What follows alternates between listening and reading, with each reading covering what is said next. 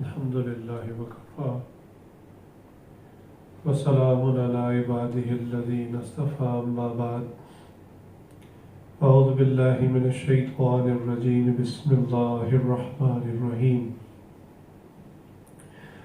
إن الذين قالوا ربنا الله ثم استقاموا تتنزل عليهم الملائكة ألا تخافوا ولا تحزنوا وأبشروا بالجنة التي كنتم توعدون سبحان ربك رب العزة عما يصفون وسلام على المرسلين والحمد لله رب العالمين اللهم صل على سيدنا محمد وعلى آل سيدنا محمد وبارك وسلم اللهم صل على سيدنا محمد وعلى آل سيدنا محمد وبارك وسلم اللهم صل على سيدنا محمد وعلى آل سيدنا محمد وبارك وسلم.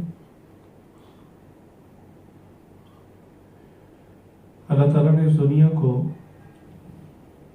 بنانے سے پہلے ہی توڑنے کا اور ختم کرنے کا ارادہ فرما لیا ہے. جس چیز نے زندگی پائی بالآخر اس نے موت کا مزہ چکھنا ہے. تمام مشکلات، تمام طرح کی پریشانیاں، تمام طرح کے ڈپریشن کا یہ علاج ہے کہ جب انسان دنیا کے مسائل سے بہت گھبرا جائے اور بہت پریشان ہو جائے کہ یہ میرے ساتھ کیا ہو رہا ہے، اس وقت اس کو سوچنا چاہیے کہ یہ تو کچھ بھی نہیں، یہ تو راستے کی چیزیں، ابھی تو بہت لمبا سفر ہے اور کیا کچھ ابھی آگے دیکھنا ہے، کیا کچھ آگے جھیلنا ہے. تو چھوٹی چھوٹی راستے کی چیزوں سے پریشان کیا ہونا. یاد رکھیں کہ ہیومن نیچر ہے، ہیومن سائیکالوجی ہے کہ انسان اپنے لیے جو منزل متعین کر لیتا ہے، جو منزل طے کر لیتا ہے،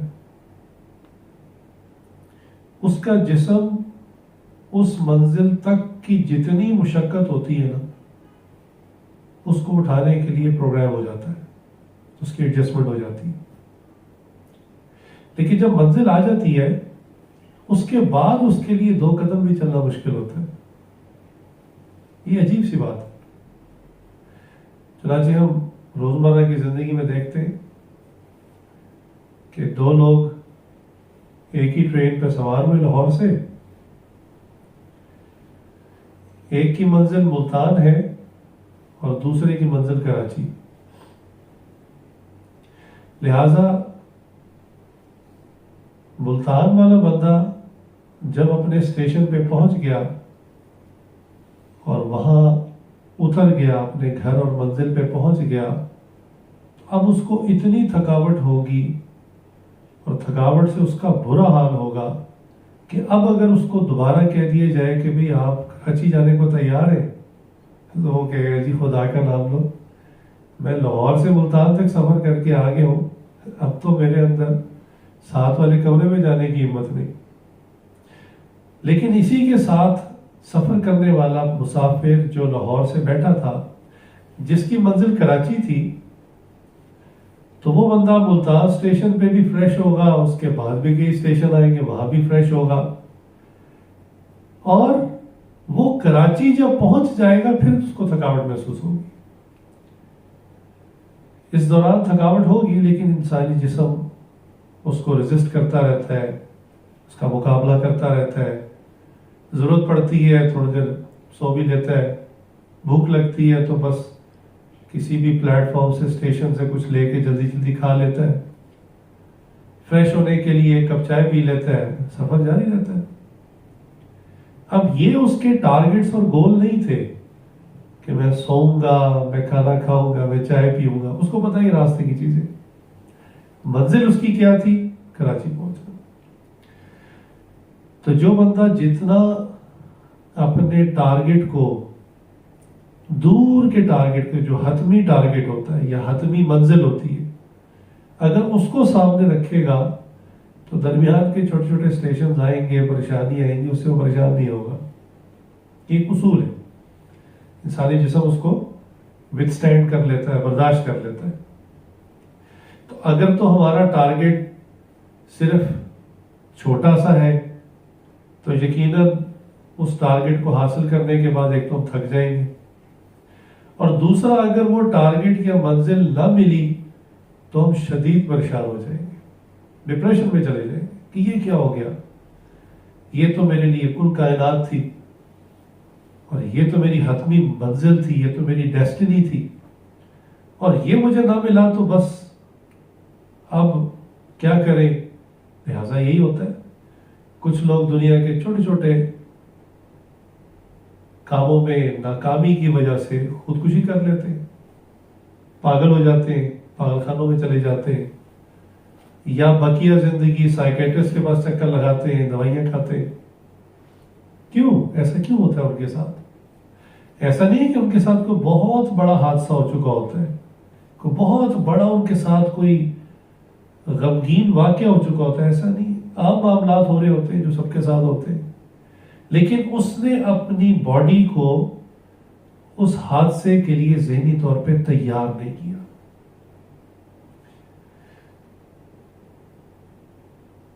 روڈ میں چلتے ہوئے گاڑیوں پر، سواری پر، موٹر سائیکل پر ٹکر لگ جاتی ہے، ایکسیڈنٹس بھی ہو جاتے ہیں، اللہ سب کی حفاظت فرمائے. لیکن آپ نے نوٹ کیا ہوگا کہ جو بندہ اس ڈائریکشن کی طرف دیکھ رہا ہو جہاں پر ایکسیڈنٹ، جس سائڈ سے دوسری گاڑی ٹکرائی ہے، تو یہ بندہ جسمانی طور پہ الرٹ ہو جاتا ہے. وہ کسی ساتھ کرسی کو پکڑ لیتا ہے، اگر بس میں ہے تو کسی ڈنڈے کو پکڑ لیتا ہے، اور اس کی پوری باڈی جو ہے نا، اس کے مسلز سٹف ہو جاتے ہیں، اکڑ جاتے ہیں. وہ اس جھٹکے کو لینے کے لیے تیار ہو جاتے ہیں جو جھٹکا ابھی چند سیکنڈ بعد آنے والا ہے. حتیٰ کہ آنکھیں بھی آٹومیٹک بند ہو جاتی ہیں. بعض لوگوں کا بے اختیار اپنے ہاتھ ان کے سر پر چلے جاتے ہیں، سر کو پروٹیکٹ کرنے کے لیے. یہ اللہ کا ایک نظام ہے، کیونکہ سر زیادہ نازک ہوتا ہے. تو جو بندہ اس طرف دیکھ رہا ہو اس کو عموماً چوٹ کم لگتی ہے، اور جو بندہ غفلت میں ادھر ادھر دیکھ رہا ہو یا سویا ہو اور اس وقت ایکسیڈنٹ ہو جائے تو معمولی سے ایکسیڈنٹ میں بھی اس کو بہت شدید چوٹیں لگتی، کیونکہ وہ اس کے لیے تیار نہیں تھا. وہ بالکل بے اختیار بیٹھا ہوا تھا، ریلیکس بیٹھا ہوا تھا، کسی اور طرف ہو کر کے دیکھ رہا تھا، اور جب امپیکٹ ہوا، ٹکر ہوئی، تو پورا جسم چونکہ ڈھیلا تھا وہ بہت بری طرح جا کر ٹکراتا ہے. اسی لیے انٹرنیشنلی تمام ایئر لائنس کے اندر یہ لا ہے کہ جب وہ ٹیک آف کرنے لگتے ہیں یا لینڈ کرنے لگتے ہیں تو وہ جو سائڈ ونڈوز ہوتی ہیں اس کو کہتے ہیں اس کو کھول دیں. اس میں کور ہوتا ہے، جب لوگ سونا چاہتے ہیں، دھوپ کا وقت ہے، دن کا وقت ہے، تو باہر سے دھوپ آ رہی ہے تو وہ ایک کور ہوتا ہے، اس کو آگے کر دیتے ہیں، اندھیرا ہو جاتا ہے. لیکن لینڈنگ سے پہلے یا ٹیک آف سے پہلے اس کو وہ عملہ میک شور کرتا ہے کہ تمام ونڈوز کھلی ہوئی ہیں. اس کی وجہ یہ کہ اگر کوئی ایسا سینیریو بن رہا ہے تو انسانی جسم اپنے آپ کو اس حادثے سے بچانے کے لیے کچھ نہ کچھ تیار کر لیتا ہے. یہ مثالیں کیوں دی ہیں کہ اگر تو ہم نے ساری زندگی میٹھا میٹھا کھانے کا سوچا ہوا ہے اور تصور ہی نہیں کیا کہ جناب ہمیں بھی کوئی تکلیف آ سکتی ہے، ہم تو وی وی آئی پیز میں سے ہیں جو سونے کا چمچہ لے کے منہ میں پیدا ہوتے ہیں، اور ہمیں تو کوئی تکلیف ہی نہیں آ سکتی. تو ان لوگوں کے ساتھ پھر ایسا ہی ہوتا ہے کہ زندگی کے ذرا ذرا سے جھٹکے ان کے ذہنی سکون کو برباد کر دیتے ہیں، وہ واقعتاً ڈپریشن میں چلے جاتے ہیں. اللہ اکبر. روزمرہ کے چھوٹے چھوٹے مسائل جو شاید عام لوگوں کے لیے مسائل بھی نہ ہو، وہ ان کے لیے زندگی موت کا مسئلہ بن جاتا ہے. حالانکہ اللہ تعالیٰ لوگوں کو زندگی کی ٹھوکریں لگا لگا کر کسی مقام پر پہنچانا چاہ رہے ہوتے ہیں، ان کو کوئی رتبہ دینا چاہ رہے ہوتے ہیں. یہ یاد رکھیں کہ مقامات جو انسان کو ملتے ہیں وہ عبادت کے ذریعے ایک درجے تک ملتے ہیں. یعنی عبادت کے ذریعے انسان اللہ کا قرب پاتا ہے، یہ بات تو درست ہے، لیکن ایک وقت آتا ہے کہ اس کی ترقی رک جاتی ہے، اب آگے ترقی نہیں ہے. پھر خدمت خلق ہے کہ اللہ کی مخلوق کی خدمت کرے. خود ہمارے پیارے نبی حضرت محمد صلی اللہ علیہ وآلہ وسلم بھی اپنے ارد گرد والوں کی خدمت کیا کرتے تھے، اتنے اخلاص سے کرتے تھے کہ صحابہ کو پتہ نہ چلتا.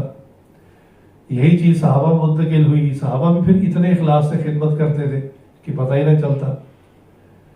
حالانکہ مصلح سے بہتر اور عزیز چیز ان کو کیا تھی؟ بس وہ ساری زندگی روزے رکھتے، عبادت کرتے، خدمت خلق کی کیا ضرورت تھی انہیں؟ لیکن وہ جانتے تھے کہ پڑوسیوں کے حقوق کا خیال رکھنا، لوگوں کو پانی پلانا، بھوکوں کو کھانا کھلانا، بے لباس کو کپڑا پہنانا،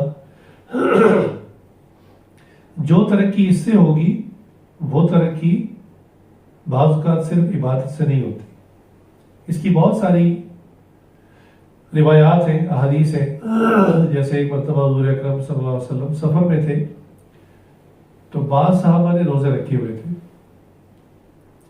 اور بعض نے روزے نہیں رکھے ہوئے تھے، چونکہ مسافر کو اجازت ہے کہ اگر وہ روزہ رکھنا چاہے اس کو اختیار ہے، نہ رکھنا چاہے تو اللہ کی طرف سے رعایت ہے، وہ بعد میں وہ رکھے گا. تو جب ایک جگہ پر پڑاؤ کیا، ریسٹ کیا بیچ میں، تو جن کے روزے تھے وہ تو پھر یقیناً سفر کی مشقت، پھر روزہ، انسان کی شوگر ہی فال کر جاتی ہے، تو وہ تو جیسے نڈھال ہو کر گر گئے. تو جن کا روزہ نہیں تھا وہ فوراً جو ہے خدمت میں لگ گئے. انہوں نے ان کی سواریوں کو پکڑا، ان کو باقاعدہ باندھا، سواریوں کو پانی چارہ دیا، خود ان کو سنبھالا، بستر جیسے دیتا ہے انسان، تو ان کی خدمت میں لگے. حضور صلی اللہ علیہ وسلم نے ان کو دیکھا تو آپ صلی اللہ علیہ وسلم نے کہا کہ آج جو غیر روزہ دار ہیں وہ روزہ داروں سے بھی آگے نکل گئے. حالانکہ روزے کا کتنا اجر ہے. لیکن بعض مرتبہ ایسا ہوتا ہے کہ عبادت ایک حد تک انسان کو پرواز دیتی ہے، اس کے آگے خدمت خلق ہے.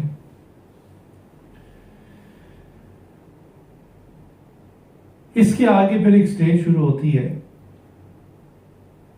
گو انسانوں کو ہمیں پسند نہیں ہوتی، کہ اللہ کی حکمت ہے، اور وہ ہے انسانوں پہ اللہ کی طرف سے آزمائش آتی ہے، تکالیف آتی ہے، اور یہ تکالیف اللہ کی طرف سے ہوتی ہیں. ان پر صبر کرنے والے کو پھر بہت اجر ملتا ہے، یہ من جانب اللہ ہوتی ہے.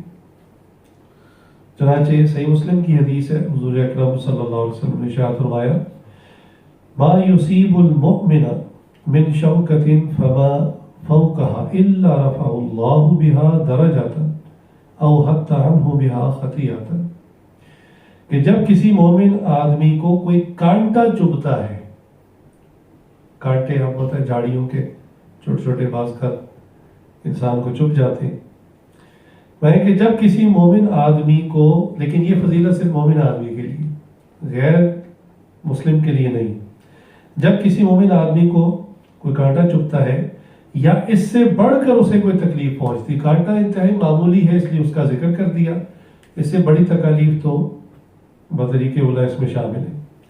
جب کسی مومن آدمی کو کوئی کانٹا چبھتا ہے یا اس سے بڑھ کر اسے کوئی تکلیف پہنچتی ہے تو اللہ تعالیٰ اس کے بدلے میں اس کا ایک درجہ بلند فرما دیا کرتے ہیں، یا اس کا ایک گناہ مٹا دیا کرتے ہیں.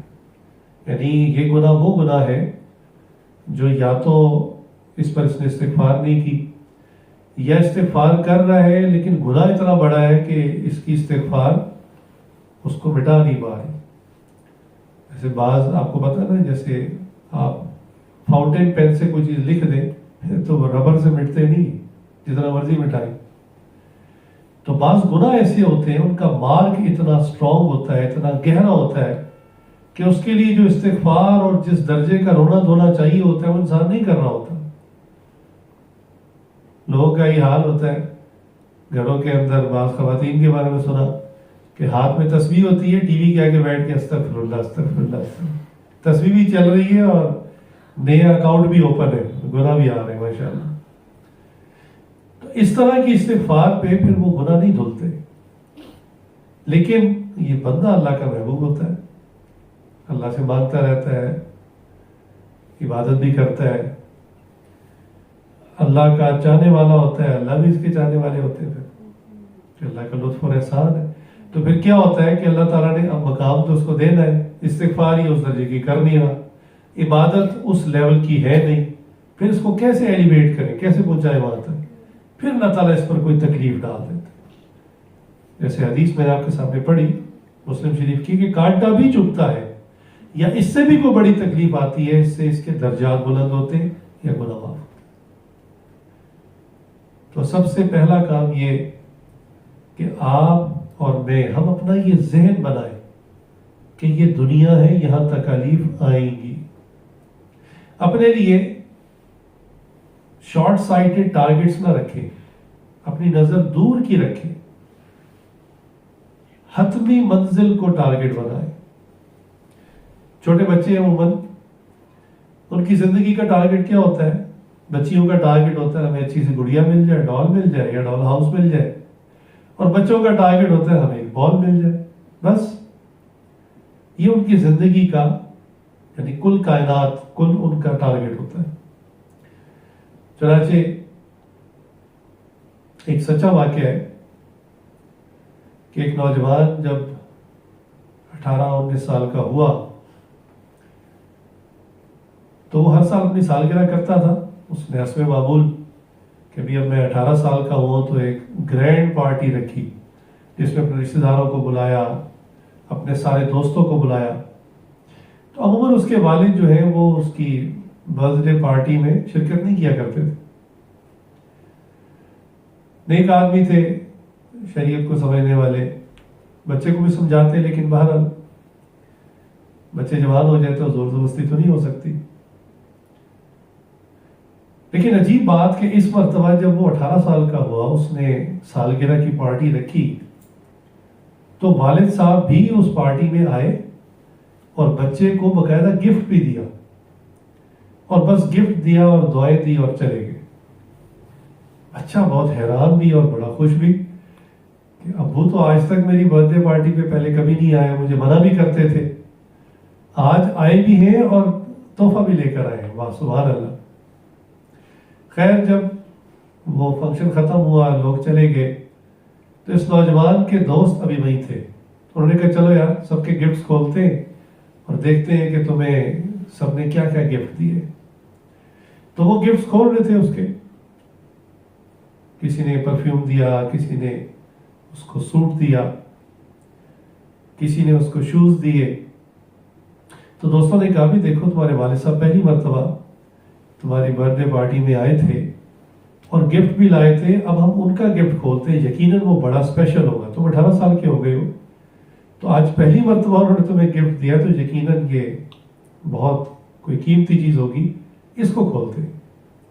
تو جو والد صاحب کا جب گفٹ انہوں نے انریپ کیا، کھولا، تو اس میں ایک پلاسٹک کا بال نکلا۔ چھوٹے بچے کھیلتے ہیں نا پلاسٹک کے بال سے، سستا سا 25, 30, 50 روپے والا۔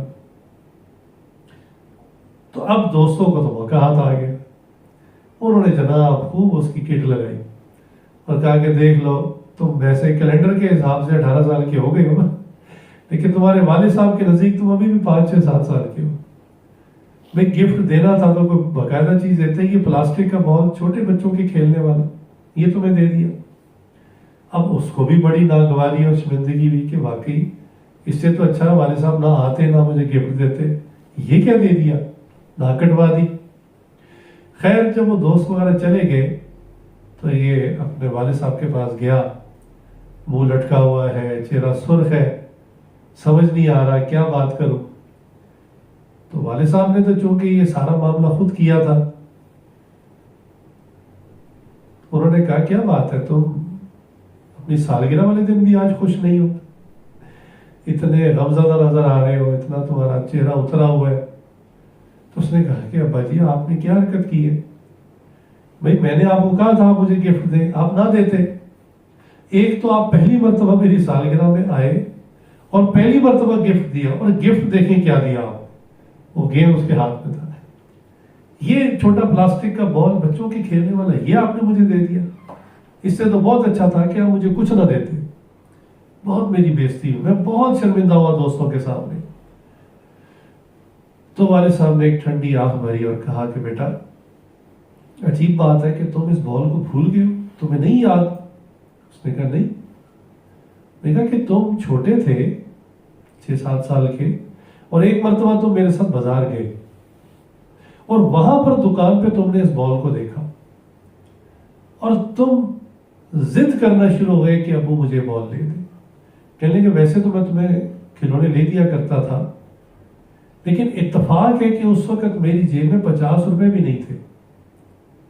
اب میں تمہیں سمجھا رہا تھا کہ بیٹا میں نہیں لے سکتا، لیکن تم اتنا روئے چلائے، زمین پر لیٹ گئے، گویا تمہاری کل کائنات یہ بال تھی، اور تم سمجھتے تھے کہ یہ میرا مقصد زندگی ہے، یہ مل جائے گا تو بس پتہ نہیں کیا ہو جائے گا۔ تو بیٹا اس وقت تو میں نہیں لے کے دے سکتا تھا، میرے پاس پیسے نہیں تھے، اب چونکہ اللہ نے مجھے مال دیا، میں نے سوچا اب میں تمہیں لے دوں۔ اب وہ اور غصے میں کیا لگا کہ ابو اس وقت میں 6-7 سال کا تھا، میں 18 سال کا ہو گیا ہوں، اب بھلا یہ گیم میرے کس کام کا؟ بس یہ جملہ جب اس نے کہا تو والد صاحب نے کہا کہ بیٹا بس یہی بات میں نے تمہیں سمجھانی تھی کہ دیکھو جب انسان کی عمر بڑھتی ہے، عقل سمجھ میں اضافہ ہوتا ہے، تو اس کو پتہ چلتا ہے کہ میں اپنی سابقہ زندگی میں، ماضی میں کن فضولیات میں پڑا ہوا تھا۔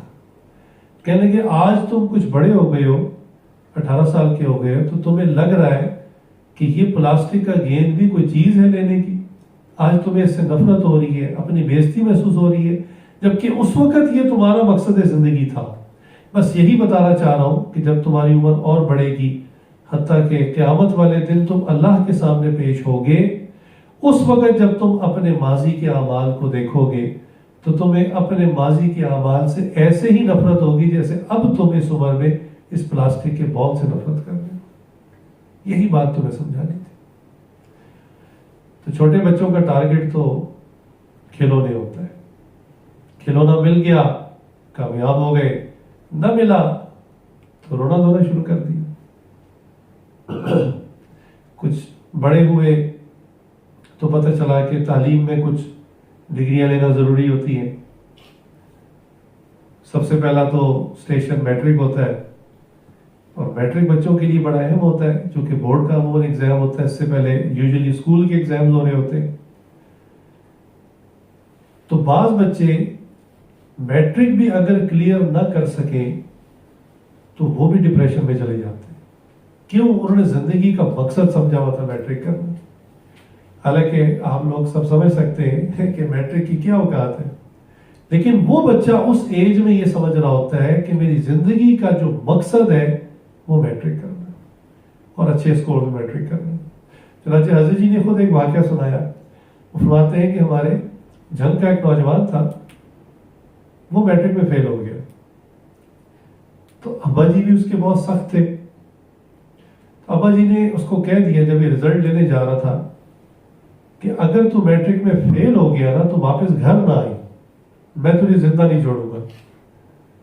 اب والد کہہ دیا کرتے ہیں، اس کا یہ مطلب تو نہیں ہوتا کہ سچ مچ میں جان سے مار دینا تھا، لیکن بچے اپنی سمجھ رکھتے ہیں۔ وہ گیا رزلٹ لینے تو واقعی وہ فیل ہو چکا تھا۔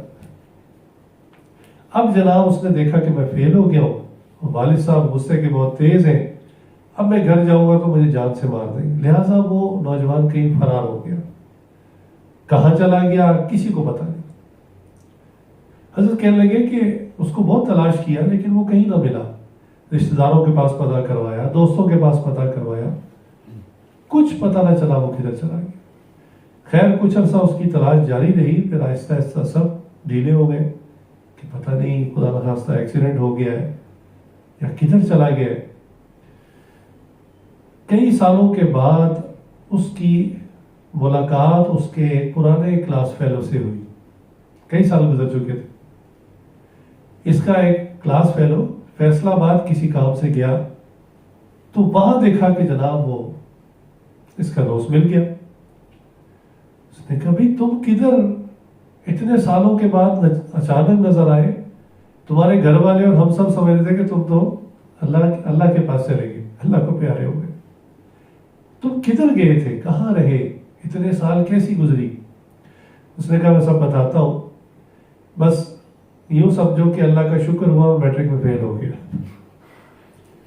اب وہ کہنے لگا کہ عجیب بات کر رہے ہو، اللہ کا شکر ہو گیا میٹرک میں فیل ہو گیا؟ اس نے کہا ہاں بھائی دیکھو، اگر میں میٹرک میں پاس ہو جاتا، ایف اے کرتا، ایف اے کے بعد بی اے کرتا، اس کے بعد کیا کرتا؟ نوکری کرتا نا، کسی کے دفتر میں نوکر بن جاتا اور جی سر کرتا پھرتا.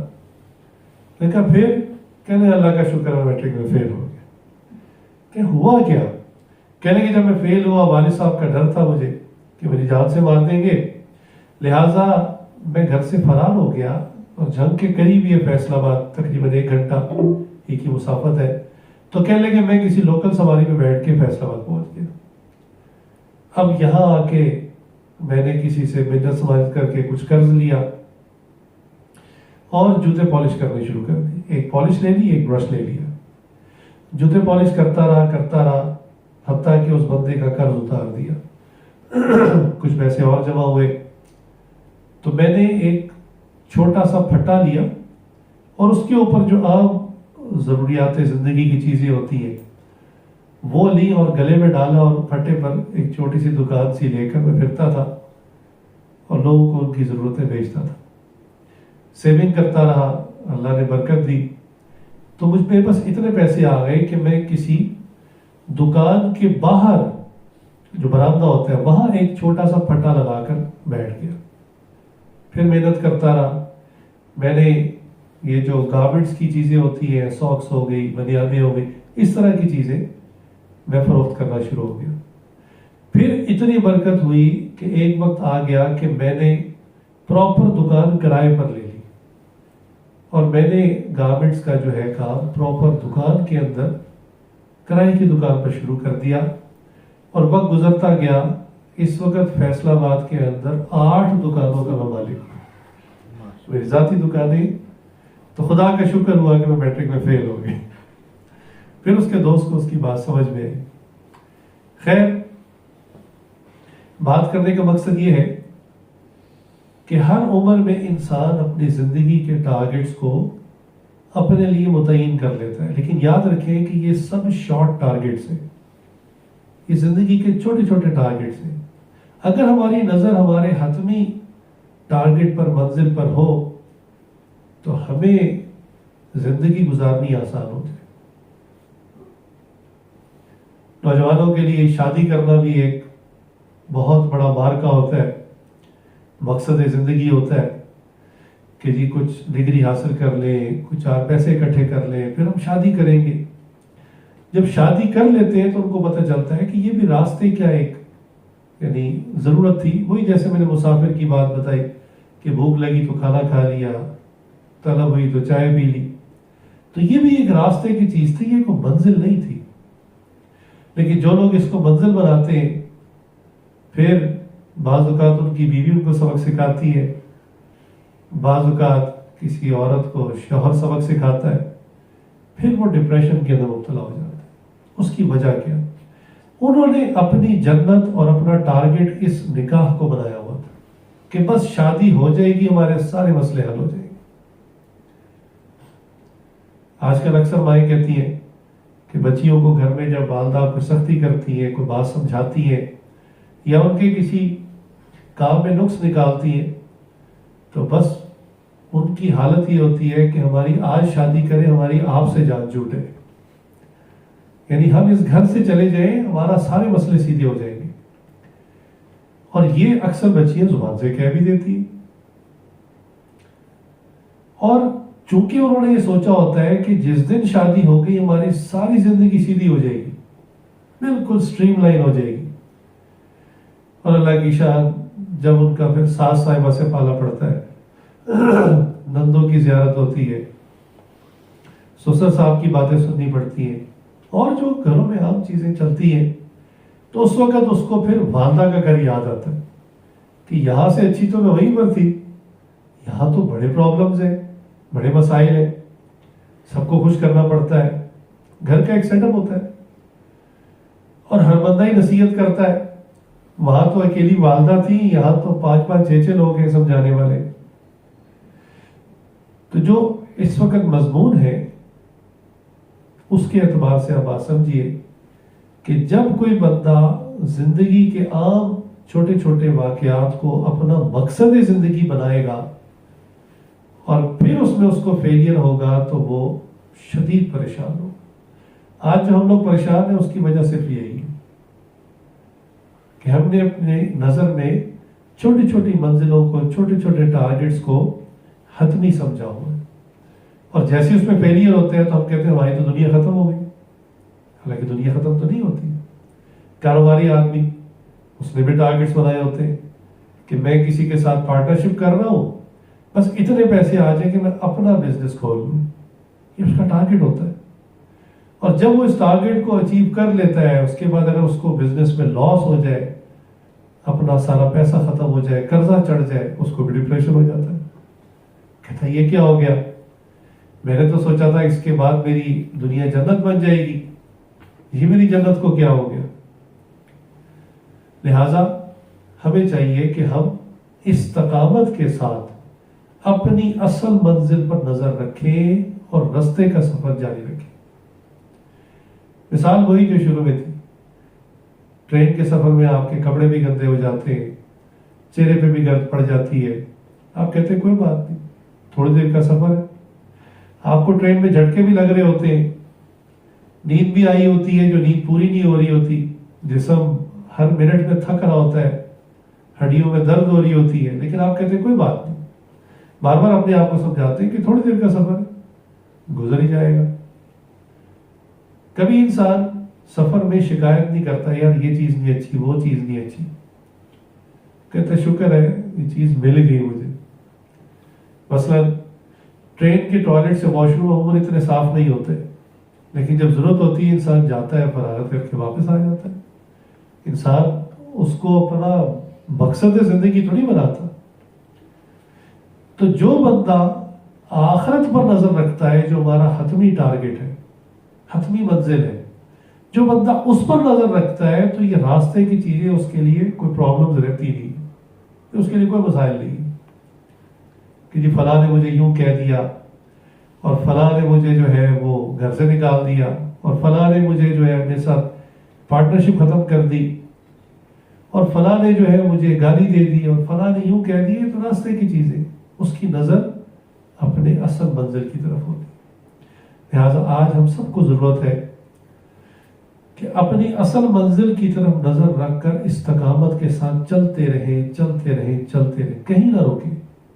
ڈپریشن کا مریض یقین جانیے ایک لوپ میں پھنس جاتا ہے، گول دائرے میں پھنس جاتا ہے. جیسے آج کل موبائل ہینگ ہو جاتے ہیں، کمپیوٹر ہینگ ہو جاتے ہیں، پھر کیا ہوتا ہے کہ ایک کمانڈ اسے ملی ہوتی ہے اور اس کمانڈ میں وہ گول گول گھوم رہا ہوتا ہے، اس سے نکل نہیں پاتا. اس کو کہتے ہیں ہینگ ہو گیا.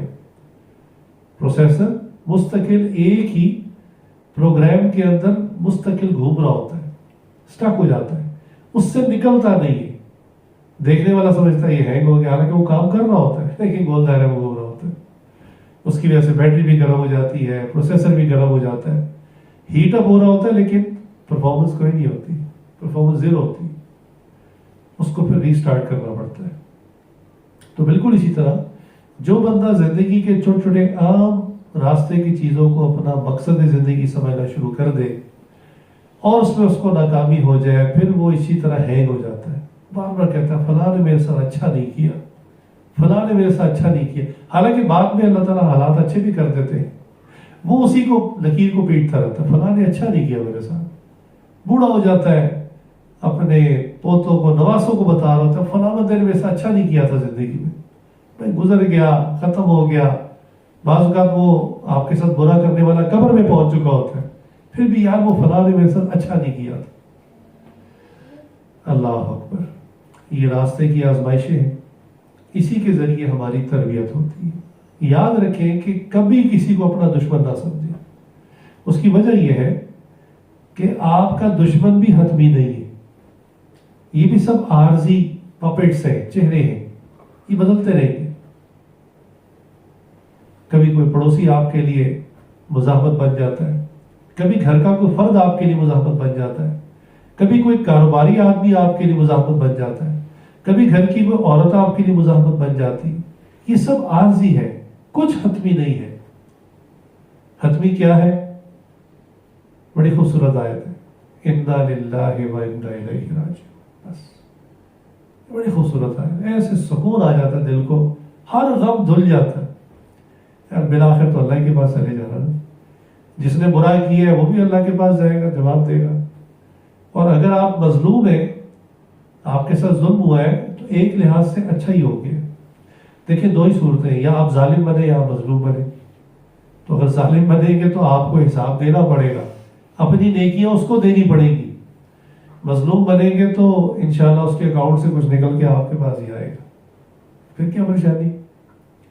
بعض کاروباری لوگ نا اتنے سمجھدار ہوتے ہیں کہ کسی کو ادھار دے دینا، پتہ ہو شریف آدمی ہے، اس سے واپس لینے میں مسئلہ نہیں ہے، تو وہ شریف آدمی رابطہ کر رہا ہوتا، بھائی آپ کے پیسے میرے پاس ہے، لے لو. کہتا ذرا رکھو یار، آپ کے پاس میرے پیسے پڑے ہیں تو کچھ جمع ہی ہو رہے ہیں، میرے ہاتھ میں ہیں گے تو خرچ ہو جائیں گے.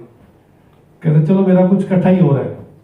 تو آپ پر کوئی ظلم کر رہا ہے تو آپ کے لیے آخرت میں کچھ کٹھا ہی ہو رہا ہے، کچھ ضائع نہیں ہو رہا. اس کو فکر کرنی چاہیے کہ وہ لوگوں کے ساتھ ظلم نہ کرے، ورنہ آخرت میں حساب دینا پڑے گا. قیامت کا ایک دن کا نام تو یوم الحساب ہے. اور میں نے اکثر یہ بات بتائی جو حدیث میں آتی ہے، اپنی طرف سے نہیں بتائی، کہ وہ جانور جو مکلف نہیں ہے، جنہوں نے نہ جنت میں جانا نہ جہنم میں جانا ہے، ان کے اندر بھی اللہ اتنا انصاف کریں گے کہ اگر سینگ والی بکری نے بے سینگ بکری کو ٹکر ماری ہوگی، اللہ دونوں کو زندہ فرمائیں گے. بے سینگ والی بکری کو سینگ دیے جائیں گے، وہ دوسری کو ٹکر مارے گی، حساب برابر ہوگا، دونوں کو بٹی کر دیں گے. جب اس مخلوق کا بھی حساب اس طرح سے ہوگا تو جو مکلف ہے انسان اور جنات، کیا خیال ہے ان کا حساب نہیں ہوگا؟ ان کا کس درجے کا باریک حساب ہوگا، اللہ ہوگا. اس لیے اس راستے کے دوران، اس سفر کے دوران ہمیشہ اس بات کا خیال رکھیں کہ آپ سے کسی کو تکلیف نہ ہو. ہاں کوئی آپ کو تکلیف دے ویسے تو آپ اس کی وجہ نہ بنے، یعنی اپنا رویہ ایسا نہ رکھیں کہ اگلا آپ کو تکلیف دے. لیکن اگر آپ کا کوئی قصور نہیں ہے، بلا وجہ ہی کوئی آپ سے پریشان ہو رہا ہے، جیسے وہ محاورہ ہے نا، آٹا گوندتی ہلتی کیوں ہے، تو بعض کا ایسے لوگ بھی ہوتے ہیں نا کہ ان کو بلا وجہ آپ سے تکلیف ہو رہی ہوتی، آپ ان کو تکلیف دے نہیں رہے ہوتے، ان کو بلا وجہ آپ سے پین ہو رہی ہوتی ہے. تو اس کا پھر کوئی علاج نہیں. اس کو حسد کہتے ہیں، کینہ کہتے ہیں، بغض کہتے ہیں. ان بیماریوں کا ذکر تو قرآن کریم میں ہے اور حدیث کے اندر ہے. اس کا تو پھر اس کو چاہیے علاج کروائے. اس کے لیے باقاعدہ ہسپتال ہیں، اس کے اسپیشل ڈاکٹرز ہیں جن کو مشائخ کہتے ہیں. پھر وہ بندہ ان کے پاس جائے، اپنی ان بیماریوں کا علاج کروائے. کہ جس کو بلا وجہ آپ کی نعمتیں دے کے تکلیف ہو رہی ہے، پھر تو اس کو علاج کروانا چاہیے. آپ اس کے لیے وجہ نہیں بن رہے تکلیف کی، تو اس کے لیے آپ دعا کریں. اگر پھر بھی اس نے آپ کو تنگ کر رکھا ہے، اگر ہمت ہے تو معاف کر دیں، نہیں ہے تو بس اللہ پر چھوڑ دیں. آخرت تو ہے نا. میں نے آپ کو اتنی خوبصورت آپ سنائی ہے، انا للہ و انا الیہ راجعون. وہ جیسے بعض کا نا، وہ دو بچوں کی لڑائی ہو جائے نا تو آپس میں ایک بڑا بچہ دوسرے پہ زیادتی کرتا ہے نا، وہ کہتا ہے میں بعد میں دیکھ لوں گا، بڑا بھائی آئے گا تو اس کے ساتھ دیکھ لوں گا. تو آپ بھی کہہ دیے کہ نہیں کوئی بات نہیں، ہمارے بھی بڑے موجود ہیں الحمدللہ، اللہ کی ذات تو ہے نا. تو ہمیں کیا ضرورت پڑی کسی سے بدلہ لینے کی، کسی کے لیے بد دعا کرنے کی، کسی کو کوسنے کی. بھائی اللہ موجود ہے نا، ہم کون سے لاوارث ہیں. یہ ڈپریشن تو کافروں کی چیز ہے، کیونکہ انہوں نے ہر معاملہ خود اپنے ہاتھ میں لیا ہوتا ہے. انہوں نے ہر چیز کا بدلہ خود لینا ہے. وہ تو انشاءاللہ کو نہیں جانتے، وہ تو توکلت علی اللہ کو نہیں جانتے. ٹھیک ہے، اللہ تعالیٰ نیکوکاروں کے ولی ہیں، اس بات کو وہ تو نہیں جانتے نہ مانتے. مسلمان کو اس حوالے سے پریشان نہیں ہونا چاہیے، کیونکہ کوئی بات نہیں، دنیا میں زیادتی ہو گئی. اچھا اگلی بات، دنیا میں کوئی بندہ آپ کے ساتھ زیادتی کرے، بالفرض آپ کا مال اس نے حذف کر لیا، یہ اللہ کا غائبی نظام ہے. اللہ اکبر. وہ مال آپ تک کسی نہ کسی طرح پہنچ جائے گا اور اس کی جیب سے نکل جائے گا. وقت کم ہے ورنہ میں آپ کو دنیاوی واقعات سناتا کئی لوگوں کے کہ ایک بندے نے دوسرے کے ساتھ ظلم کیا, اس کا مال ہڑپ کر لی. اب یہ بیچارہ کچھ کر نہیں سکتا تھا. ہوتے نا بعض لوگ جن کے پاس کوئی سنوائی نہیں ہوتی, کوئی بڑا آدمی ہو تو وہ بھی رابطہ کرتا ہے وکیلوں سے, پولیس سے, وہ دنیا میں حساب کتاب برابر کر لیتا ہے. اگر اللہ نے اسباب دی ہو تو کر بھی لینا چاہیے تاکہ بلا وجہ کسی کی آخرت خراب نہ ہو, دنیا میں اس کو بلا وجہ ظالم نہ بننے دے. لیکن بالفرض اگر کوئی ایسا بندہ, کوئی ایسی بیوہ عورت ہے, اس کا کسی نے مال ہتھیا لیا ہے, تو ہمیں ان کثرت سے یہ واقعات پہنچے کہ ایٹ دی اینڈ کچھ سالوں کی بات ہوتی ہے, بظاہر نظر آتا ہے کہ وہ کامیاب ہو گیا, وہ مال لے کے بھاگ گیا, اور یہ بیچاری مسکین عورت جو ہے وہ ناکام ہو گئی, بظاہر یہ نظر آ رہا ہوتا ہے. لیکن صرف تھوڑے عرصے کی بات ہوتی کہ ہم نے دیکھا کہ اس عورت کو اللہ تعالیٰ غائبی نظام ایسا ہوتا ہے کہ بالکل غیر آدمی بیٹا بن جاتا ہے, اور وہ اس کو گھر بھی دے دیتا ہے اور سامان بھی گھر کا پہنچا دیتا ہے, اس کی خدمت میں لگ جاتا ہے, اللہ اس کے دل میں ڈال دیتا ہے, اور وہ اس کے اپنے سگے بیٹے اس کو چھوڑ کے چلے جاتے ہیں, اس کو اور لوٹنے والے کافی آ جاتے ہیں. ایٹ دی اینڈ وہ کنگال ہوتا ہے, کلاش ہوتا ہے. دنیا کی بات کر رہا ہوں. اور اس بیچاری کا جو ہے وہ اللہ تعالیٰ ہاتھ پکڑ لیتے ہیں, اور آخرت کا گناہ اس بندے کے لیے الگ ہے, کیونکہ ظلم تو اس نے کیا نا, آخرت کا وبال اس کے لیے الگ سے ہے. اس لیے بالکل پریشان نہ ہوا کرے, اللہ پر ایمان اور توکل اسی کو تو کہتے ہیں. اللہ تعالیٰ نے سورہ والعصر کے اندر کیا بیان فرمایا کہ تمام کے تمام انسان خسارے میں ہیں, سب نقصان میں. اللہ کی شان اس میں عنوان اس کی تفسیر میں کہا سب کے اندر, سب انسانوں کے اندر جو بھی انسان ہے اس میں آ گئے, اس میں انبیاء بھی آ گئے, اس میں صحابہ بھی آ گئے, اس میں شہداء بھی آ گئے. بڑوں کی بات کرو, چھوٹوں کا تو ذکر ہی کوئی نہیں, سارے ہی آ گئے.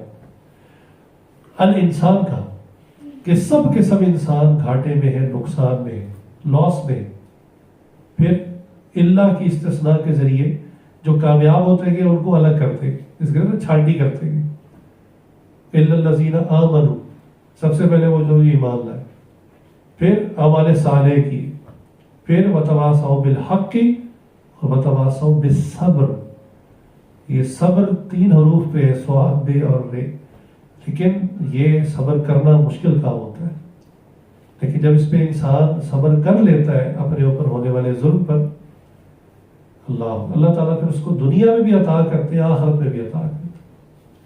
حضور اکرم صلی اللہ علیہ وسلم کی مبارک حدیث ہے کہ جو شخص حق پر ہونے کے باوجود جھگڑا چھوڑ دے, یعنی جھگڑا تو تبھی ہوتا ہے نا کہ بھی ایک بندہ مطالبہ کر رہا ہے کہ یہ چیز میری ہے, وہ حقیقت میں آپ کی ہے, تو آپ بھی کلیم کر دیتے بھائی یہ جھوٹ بول رہا ہے, یہ تو میری ہے. تو اب مخاصمہ مقابلہ تو شروع ہو جاتا ہے. تو میں جو بندہ حق پر ہوتے ہوئے بھی جھگڑا چھوڑ دے, کہتے ہیں کہ میں اس کو جنت کے وسط میں گھر دلانے کی ضمانت دیتا ہوں. اللہ, اس لیے ہمیں کیا پریشانی, ہمارے تو بڑے موجود ہیں.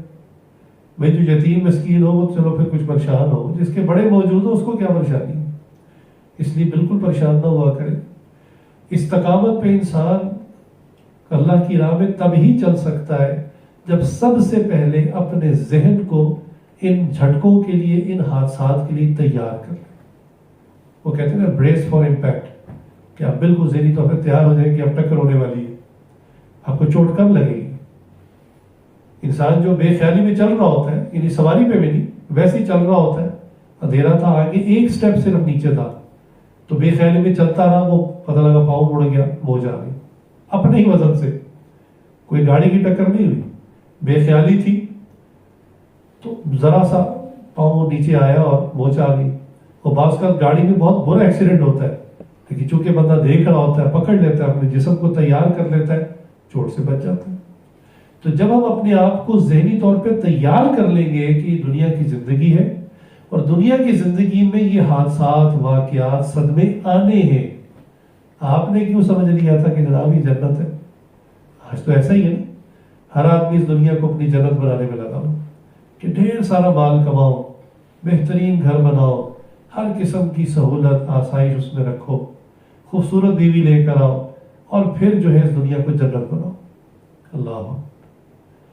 پھر یہ دنیا خوبصورت بیوی سے ایک بات یاد آئی. ہمارے ایک تعلق والے حضرت کے بلکہ رشتے دار ہیں. حضرت نے واقعہ خود سنایا. ایک نوجوان تھا, وہ بہت پڑھا لکھا اور دنیاوی اعتبار سے بہت اچھا انگلش بولنے والا اور ویل ایجوکیٹڈ, بڑا سویلائزڈ. اس نے کہا کہ بھی میں تو جس لڑکی سے شادی کروں گا بس وہ ماڈل ہونی چاہیے, یعنی ہر لحاظ سے پرفیکٹ ہو, خوبصورت ہو. تو چونکہ اس کی شادی کا واقعہ تقریباً ہمارے سامنے ہی ہوا, اس کی والدہ بھی, انہوں نے بہت لڑکیاں دیکھی, لیکن عام گھروں کی لڑکیاں تو کسی کھاتے بھی نہیں تھی. اب وہ ماڈل ڈھونڈتی تھی. اب جب ماڈل صاحبہ سے شادی ہو گئی تو بمشکل 6 مہینے وہ شادی چلی ہوگی. پھر وہ الفاظ اس کے کہ اس نے حضرت کو سنائے اور حضرت نے ہمیں سنائے.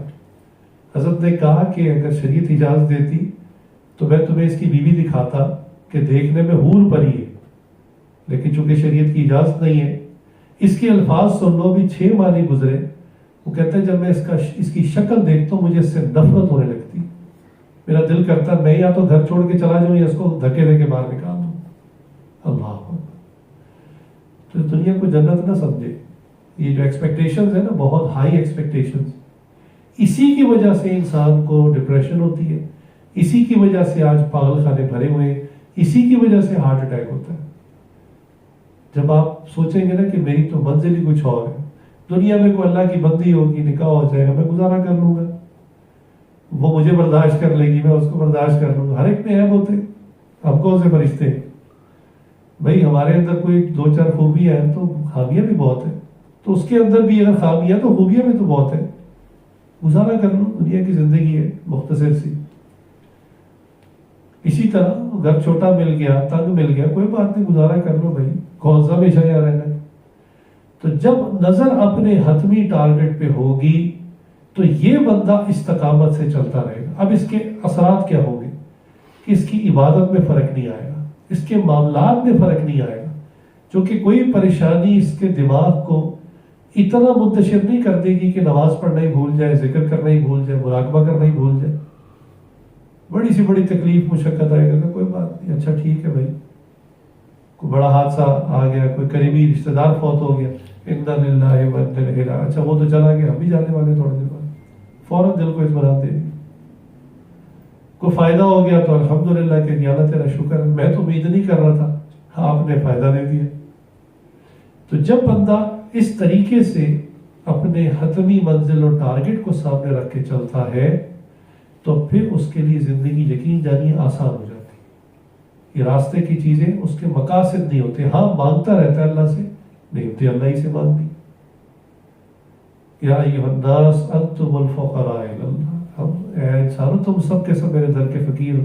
تو فقیر کا کام تو مانگنا ہی ہوتا ہے. اللہ سے مانگتے ہیں, عافیت بھی مانگے, نعمتیں بھی مانگے. میں یہ نہیں کہہ رہا کہ مانگنا چھوڑ دیں, لیکن اس مانگنے کو اپنی زندگی کا مقصد نہ بنائے. مل جائے فبیہا, نہ ملے تو کوئی بات نہیں, اللہ یہی میرے لیے بہتر ہوگا, نہ ملنا بہتر ہوگا. کئی لوگ یقین جانیے مال آنے کے بعد ان کی چال ڈھال بدل جاتی ہے, ان کا انداز بدل جاتا ہے. ایسے لوگوں کو میں ذاتی طور پہ جانتا ہوں کہ مال نہیں تھا, رشتہ داروں کے ساتھ میل جول, ملاقات, بہت اچھے اخلاق, اللہ نے مال دے دیا, علاقہ چھوڑ کر کسی مہنگی سوسائٹی میں چلے گئے اور نمبرز بدل لیے, یعنی پیچھے سے کوئی تعلق ملنے والا بھی نہ آئے, اور وہاں جا کے بھی شو کر رہے ہیں ہم تو جدی پشتی امیر ہیں, ہم تو شروع سے اس سوسائٹی کے رہنے والے. تو بعض اوقات آپ کے لیے زیادہ مال اچھا نہیں ہوتا, یہ اللہ جانتے, ہم نہیں جانتے. تو بعض اوقات وہ چیز جس کو ہم نعمت سمجھ رہے ہیں ہمارے لیے زحمت ہوتی ہے. ہمارے حضرت ایک بڑی اچھی مثال دے کر بات سمجھاتے ہیں, اس پر پورا ایک الگ مضمون ہے حضرت کا, میں مختصر عرض کر دیتا ہوں. حضرت فرماتے ہیں کہ نعمت کیا ہے. ہم ہمیشہ اچھی چیز کو نعمت سمجھتے ہیں, یہ ڈیفینیشن غلط ہے. فرماتے ہیں نعمت کی تعریف یہ ہے کہ نعمت وہ ہے کہ جب آپ کو ملے آپ اللہ کے قریب ہو جائیں, یہ نعمت ہے. اور مصیبت کیا ہے کہ ہر وہ چیز جس کے ملنے سے آپ اللہ سے دور ہو جائیں وہ مصیبت ہے. اب اس کو میں تھوڑا سا ایکسپلین کر دیتا ہوں. ایک نوجوان جس کا حادثہ ہو گیا, ہاتھ کی ہڈی ٹوٹ گئی، جسم میں مختلف جگہ چوٹیں لگی، فریکچر آئے، مگر اس سے پہلے اس کی زندگی بہت غفلت کی تھی، بہت شرابی کبابی قسم کا نوجوان تھا۔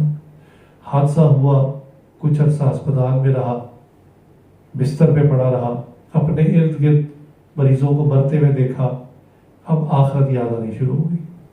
اس کو خیال آنا شروع ہو گیا کہ بھئی میری ہڈی ٹوٹی ہے، تھوڑی چوٹ اور لگ جاتی تو میں بھی قبر میں ہوتا۔ یہ دائم مریض، کوئی آ رہا ہے 2 دن بعد مر رہا ہے، کوئی آج مر رہا ہے، کوئی کووڈ سے تو ویسے ہی لوگ۔ تو اب یہ بندہ اللہ کی طرف متوجہ ہو گیا، اور اس نے کیا کیا کہ جیسے بستر سے اٹھا، اٹھ کے وضو کیا، نماز شروع کر دی، 5 وقت کا نمازی۔ اور یہ میں فرضی مثال نہیں دے رہا، اس وقت مجھے اس نوجوان کا چہرہ میرے سامنے آ چکا ہے، ایسے کئی لوگ آپ نے بھی دیکھے ہوں گے۔ اسی طرح ایک آدمی بلینئر تھا، ارب کھرب پتی تھا، عیاشی کی زندگی، کاروبار میں لاس ہونا شروع ہوتے ہوتے ہوتے ہوتے بالکل ایک چھوٹے سے 5 مرلے کے مکان میں آ گیا، اور اس کو خیال آیا کہ اللہ نے اتنا مال، اتنی نعمتیں دی، میں نے کبھی اللہ کو یاد ہی نہیں کیا، نہ کبھی زکوٰۃ دی، نہ کبھی قربانی کی، نہ حج کیا، میں کیا کرتا رہا۔ اب خیال آ گیا، اب اس نے عبادت شروع کر دی۔ یہ 2 مثالیں میں نے آپ کو دی۔ یہ ان دونوں بندوں کے لیے، پہلے کے لیے ایکسیڈنٹ کا ہونا نعمت ہے، مصیبت نہیں ہے، اور دوسرے بندے کا کاروبار میں نقصان ہونا، کھربوں پتی سے زمین پر آ جانا، اس کے لیے نعمت ہے۔ ہم نعمت کچھ اور ہی سمجھتے رہے آج تک، اور مصیبت اس کی الٹ ہے۔ اللہ، وہی جیسے میں نے کہا کہ ایک بندہ غریب تھا، اللہ اللہ کرتا تھا، مال پیسہ آ گیا، چال ڈھال بدل گئی، لباس بدل گیا، اور اخلاق بدل گئے، رشتہ دار بدل گئے، اب مسجد اس کو کہاں یاد رہی۔ اب دنیا والے دیکھ رہے اس کو نعمتیں مل گئی، یہ حقیقت میں اس کو مصیبت مل گئی، اللہ سے دور ہو گیا، اللہ سے دور ہو گیا۔ ایک نوجوان ہمارے پاس، انہی حضرت کے پاس آتا تھا، بہت اچھا ایک نوجوان تھا، چند سال آتا رہا، ہم نے دیکھا اس میں کافی چینج آنا شروع ہوا، لباس بدل لیا اس نے، کچھ چہرے پہ سنت بھی آ گئی، 5 وقت کا نمازی، بہت اچھا ذکر کرنے والا، اور پھر وہ اچانک غائب ہو گیا۔ ہم نے کہا کدھر گیا یہ؟ تو حضرت ہوا ہے کہ بھئی اس کی نا آئرلینڈ کے اندر کسی لڑکی سے چیٹنگ ہوتی تھی، اس کی شادی ہو گئی، وہ وہاں چلا گیا، اور حضرت کو پھر اگلی اطلاعات آئی کہ وہاں جا کے وہ صاف ستھرا ہو گیا، اب نہ نماز ہے، نہ روزہ ہے، نہ کچھ ہے۔ اب دنیا والے دیکھیں گے کہ یہ اس کو نعمت مل گئی، پاکستان جیسے ملک کو چھوڑ کر آئرلینڈ چلا گیا، لیونگ سٹینڈرڈ بہت اچھا ہو گیا، لیکن حقیقت میں یہ اس کے لیے مصیبت بن گئی، وہ شادی، وہ لڑکی اس کے لیے مصیبت بن گئی۔ تو نعمت اور مصیبت، اس کی جو تعریفات ہم نے اپنے ذہن میں بٹھائی ہوئی ہے نا، وہ الٹ ہے۔ حقیقت میں تعریف یہی کہ نعمت وہ چیز ہے جو آپ کو اللہ کے قریب کر دے، اور مصیبت وہ چیز ہے جو آپ کو اللہ سے دور کر دے۔ یہ اصل معیار ہے۔ باقی واقعات زندگی میں چھوٹے بڑے ہوتے رہتے۔ اللہ تعالیٰ سے دعا ہے اللہ تعالیٰ ہم سب کو استقامت عطا فرمائے، اور استقامت سے اپنی حتمی منزل، جو اصل ہمارا ٹارگٹ ہے آخرت، اور انشاءاللہ اللہ کے فضل سے جنت ہے، اس پر ہماری نظر ہو۔ بس اس تک پہنچنے میں جتنی بھی چیزیں ہیں، وہ راستے کی چیزیں، ان پر پریشان نہ ہو۔ جہاں تک حقیقی پریشانی کی بات ہے تو وہ تو قبر کے بعد شروع ہوگی۔ دنیا کی پریشانی ہے کچھ نہیں۔ قبر کی منزل، پریشانی کے بارے میں کچھ سوچنا ہے تو پھر وہ ہے۔ قبر سے نکلنے کے بعد میدان حشر کی پریشانی، اللہ اکبر، وہ ہے حقیقی پریشانی۔ اس کے بعد جو ہے میزان عمل پہ پریشانی ہوگی، پل صراط کے اوپر پریشانی ہوگی، اللہ اکبر۔ تو پریشانیاں اگر سوچنی ہے تو پھر یہ پریشانیاں سوچیں، اور اس کے صد باب میں لگ جائے، یعنی اعمال میں لگ جائے۔ اللہ کی ذات سے امید بھی ہے کہ جو بندہ نیک اعمال میں لگ جاتا ہے، اللہ کی طرف متوجہ ہو جاتا ہے، پھر اللہ تعالیٰ بھی رحم کا معاملہ فرماتے ہیں۔ ایسا نہیں ہے کہ اللہ تعالیٰ اس کو محروم کر دیتے۔ اللہ تعالیٰ کے یہاں دھیر نہیں ہے کہ ایک بندہ گناہ گار تھا، خطا کار تھا، رات سویا صبح اٹھا ولی اللہ بن گیا، اور ایک بندہ اللہ کا ولی تھا، 5 وقت کا نمازی، حج گزار تھا، ایک دن اٹھا اور وہ ایک دم سے دھتکار دیا گیا اور جہنمی بن گیا۔ ایسے نہیں ہوتا۔ واقعات موجود ہیں، کتابوں میں کئی واقعات ہیں، حقیقی واقعات ہیں، واقعہ جھوٹے نہیں ہیں، لیکن ضرور اس کے پیچھے کوئی عمل ہوتا ہے، انسان کا اپنا عمل ہوتا ہے. جیسے بخاری شریف کا واقعہ، اب بخاری شریف کتنی مستند حدیث کی کتاب ہے کہ ایک فاحشہ عورت جو اپنا جسم بیچتی تھی، تو وہ ایک دفعہ جا رہی تھی اور راستے میں اس نے دیکھا کہ کتا پیاسا ہے، اللہ کی مخلوق ہے، کوئی انسان بھی ہے. تو اس نے جو ہے بڑی مشقت سے، کنواں پانی بہت نیچے تھا، بڑی مشقت سے اس نے پانی نکالا، واقعہ لمبا ہے، اس نے اس کتے کو پلایا. اللہ نے اس عورت کی مغفرت کر دی. لیکن یہاں تک ہم سنتے ہیں مغفرت کیسے کر دی؟ اللہ نے اس کو توبہ کی توفیق دی، نیک اعمال کی توفیق دی، موت تک پھر وہ بالکل پاکیزہ عورت کی طرح عبادت کرتی کرتی، ذکر اللہ کرتی چلے گی، اللہ نے اس کو جنت دی. اسی طرح وہ لوگ جو بڑے نیکوکار تھے اور بالآخر ہدایت سے محروم ہوئے، ان کے بھی اندر کوئی ایسا عمل ہو جاتا ہے ان سے کہ جو اللہ کے نزدیک ناپسندیدہ، تکبر کا کوئی جملہ کہہ دیا، کسی کو حقیر سمجھ لیا، کسی کا بغض دل میں رکھ لیا، کسی کو ایسا تانا دے دیا، اپنی نیکی کا گھمنڈ آ گیا اور کہا کہ ہم تو تہجد پڑھنے والے. اللہ لمحہ دے، اچھا پڑھ کے دکھاؤ، نکل جاتی ہے ساری تہجد. اللہ، اس لیے یہ تمام نعمتیں اللہ کی دی ہوئی ہیں. اللہ تعالیٰ کے یہاں دھیر نہیں ہے. اللہ تعالیٰ جو بندہ نیکوکاری پر چلتا ہے، اعمال کرتا ہے، انشاءاللہ اس کو جنت ہی دے گے. اور جو اللہ تعالیٰ سے غافل ہے، جو سب کچھ سمجھنے کے باوجود جو ہے وہ آنکھیں بند کیے ہوئے ہے، دل کی بھی ظاہر کی بھی، اس کا پھر معاملہ واضح ہے. اللہ تعالیٰ سے دعا، اللہ تعالیٰ ہم سب کو استقامت سے دین پر اور اس دنیا کی زندگی پر کے راستے پر چلنے کی توفیق عطا فرمائے. وآخر دعوانا الحمدللہ رب العالمین. کچھ دیر کے لیے ذکر کریں.